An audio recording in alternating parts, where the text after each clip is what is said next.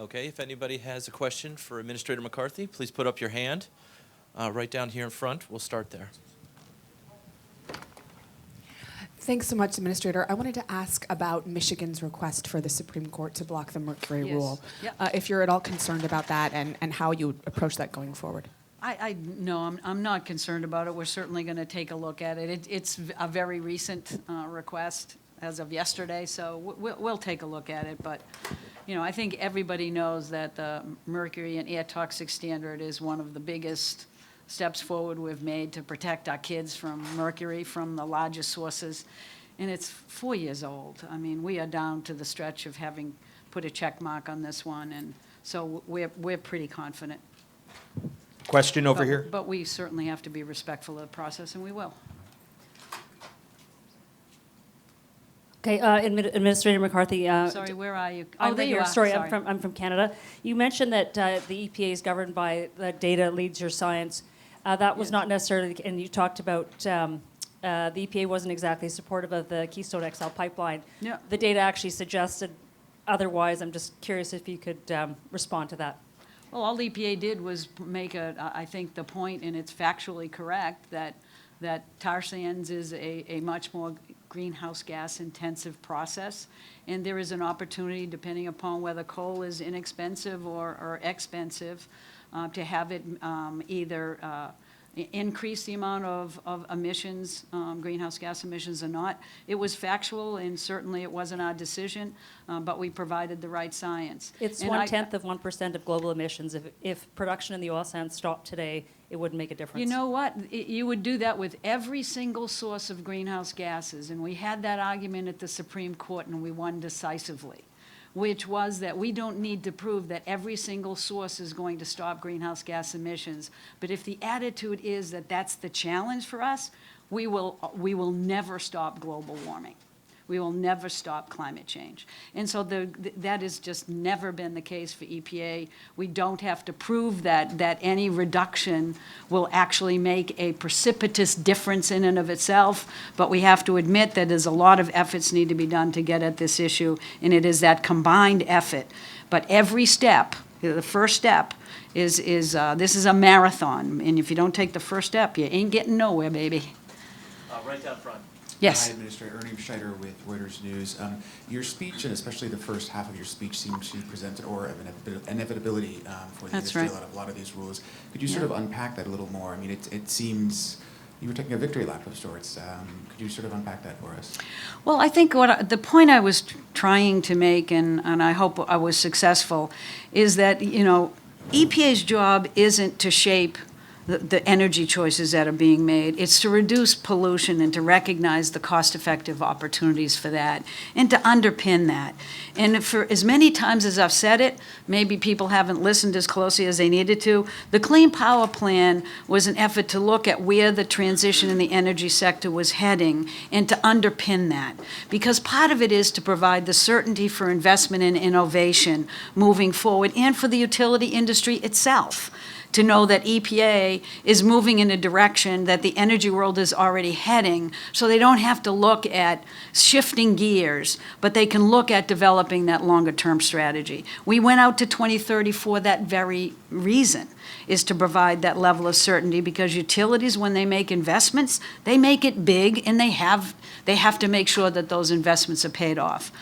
And so I think the point I was trying to make is that the Clean Power Plan was designed to follow where the energy system is heading. Indeed, that continues to be the case, and even more robustly than we had anticipated before, because of investments that are being made in the energy system itself. So if it's a victory lap, it's only because we designed it the way we should. We're focusing on pollution. I think we made the right decision, and providing in the Clean Power Plan the flexibility for states to choose their path forward has proven to be the most valuable part of this process, because it can track the energy system.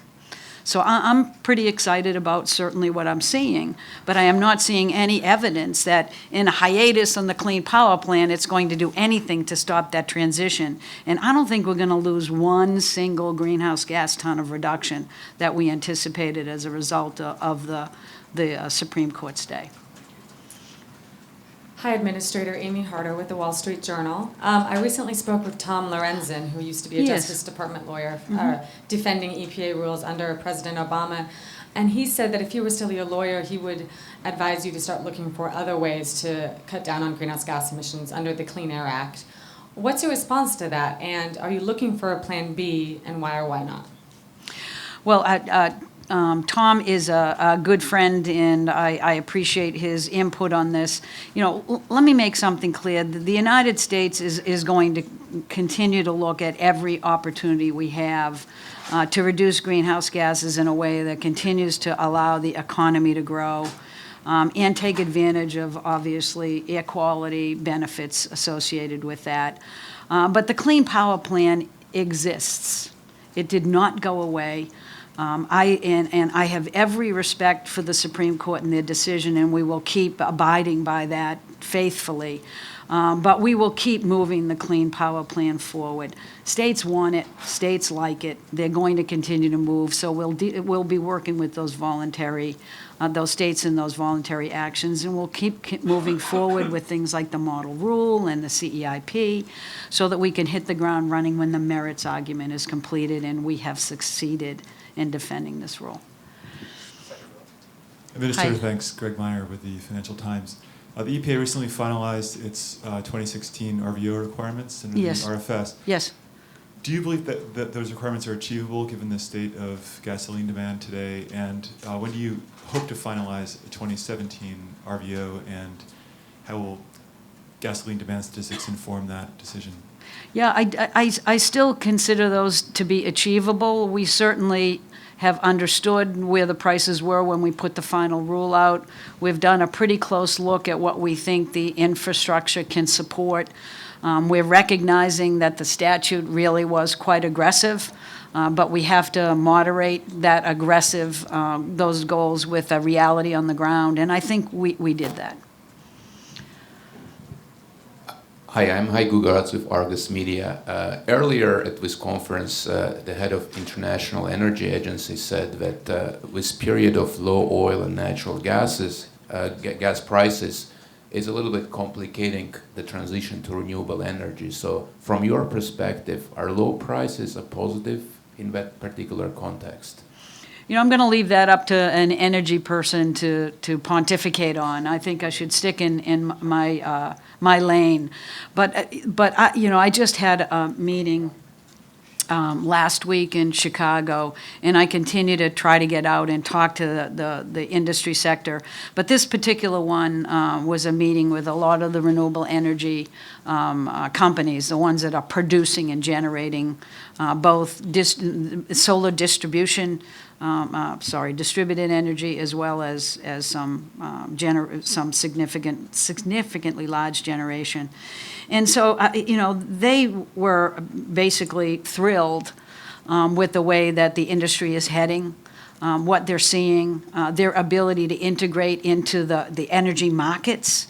They're not only bidding in for their solar capacity, they're bidding in for the storage capacity that they have. So things are changing, and they seem to be pretty positive about where they are, and none of that discussion related to where oil and gas prices were. It related to their competitiveness in the system, as well as the investment tax credit in particular, providing them more years to be able to get even less expensive and more competitive. So it all seemed pretty positive to me. Hi, Hi. Luke Johnson with Upstream. Hey, Luke. You mentioned in your speech that methane emissions that you've learned are Yeah. substantially higher than They you are. previously understood. Could you talk a little bit more about that, and maybe some of the sources that surprised you that were previously unknown?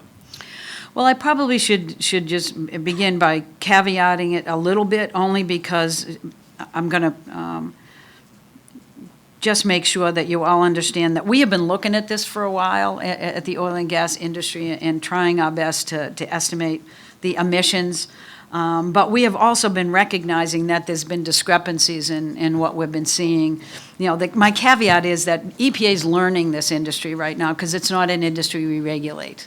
We've just gotten into regulation of this, so there's a lot of hundreds of thousands of small sources, and EPA doesn't generally have a relationship with this industry as we do other sectors that we've regulated for frankly decades.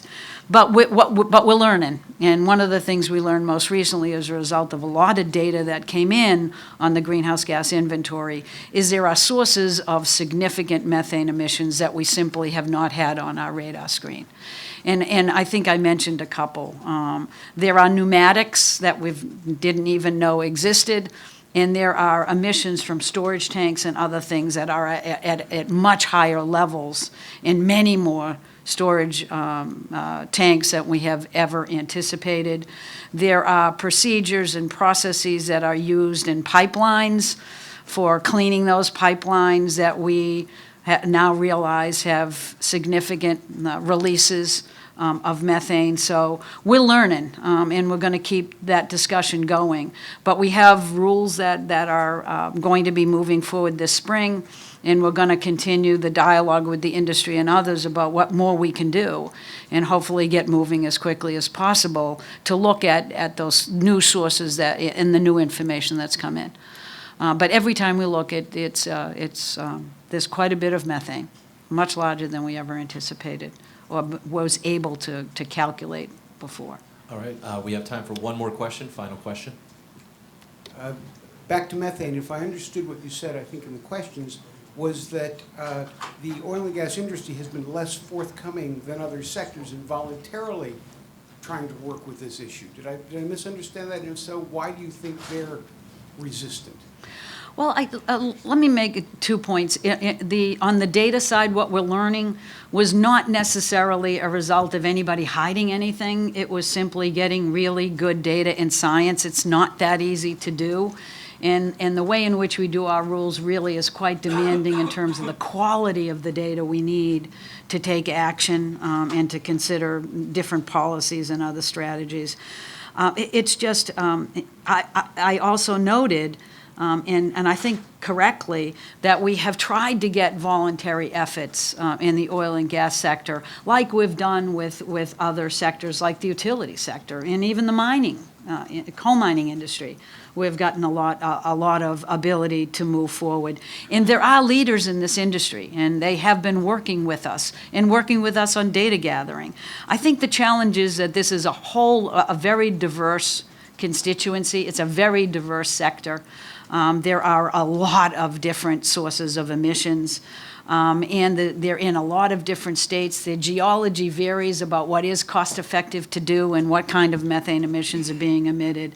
And I think it's that diversity that has led to a lack of what I see as a normal ability to form voluntary partnerships and have those be broad enough to be meaningful.